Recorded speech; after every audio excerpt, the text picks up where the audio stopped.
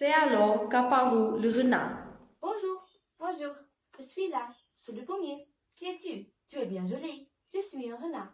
Viens jouer avec moi. Je suis tellement triste. Je ne peux pas jouer avec toi. Je ne suis pas apprivoisée. Ah, pardon. Mais après réflexion, il ajouta. Qu'est-ce que signifie apprivoiser? Tu n'es pas d'ici. Que cherches-tu? Je cherche les hommes. Qu'est-ce que signifie apprivoiser? Les hommes, ils ont des fusils, ils chassent. C'est bien jeune. Ils élèvent aussi des poules. C'est leur seul intérêt. Tu cherches des poules? Non, je cherche des amis. Qu'est-ce que signifie apprivoiser? C'est une chose trop oubliée. Ça signifie créer des liens. Créer des liens? Bien sûr, tu n'es encore pour moi qu'un petit garçon. Et je n'ai pas besoin de toi. Et tu n'as pas besoin de moi. Non plus. Mais si tu m'apprivoises, nous aurons besoin l'un de l'autre. Tu seras pour moi unique au monde. Je serai pour toi unique au monde. Je commence à comprendre. Il y a une fleur. Je crois qu'elle m'a apprivoisée. C'est possible. On voit sur la terre. Toutes sortes de choses. Oh, ce n'est pas sur la terre. Sur une autre planète? Oui. Il y a des chaussures sur cette planète-là? Non. Ça, c'est intéressant. Et des poules? Non. Rien n'est parfait. Ma vie est monotone.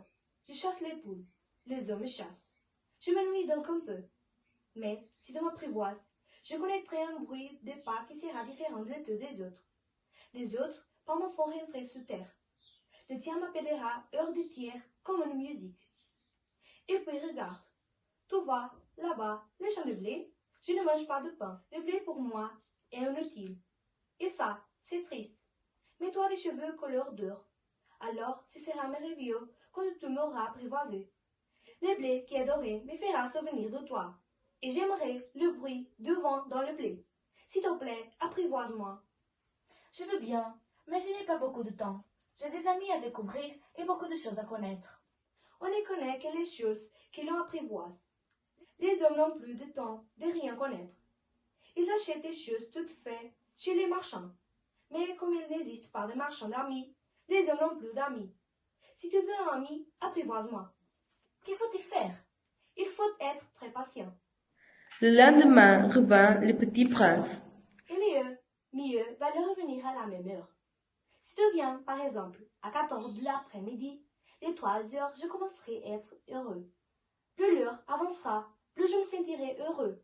À 4 heures, déjà, je m'agiterai et je m'inquiéterai. Je découvrirai des prix de bonheur. Mais si tu viens n'importe quand, je ne saurai jamais à quelle heure m'habiller le corps. Ainsi le petit prince apprivoisa le renard. Et quand l'heure du départ fut proche, Ah, je pleurerai. C'est ta faute. Je ne te souhaitais point de mal. Mais tu as voulu que je t'apprivoise. Bien sûr, Mais tu vas pleurer. bien sûr. Alors, tu n'y gagnes rien. J'y gagne, à cause de la corde bleue. Va revoir les roses. Tu comprendras que la tienne est unique au monde. Tu reviendras me dire adieu, et je te ferai un cadeau d'un secret. le petit prince sait foutrevoir les roses. Vous n'êtes pas du tout semblable à ma rose. Vous n'êtes rien encore. Personne ne vous a apprivoisé et vous n'avez apprivoisé personne. Vous êtes belle, mais vous êtes vide. On ne peut pas mourir pour vous.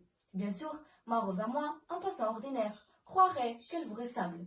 Mais à elle, seule elle, est plus importante que vous toutes, puisque c'est elle que j'ai arrosée, puisque c'est ma rose. Et il revint vers le renard. Adieu. Adieu. Voici mon secret. Il est très simple. On voit bien qu'avec le cœur, l'essentiel est invisible pour les yeux.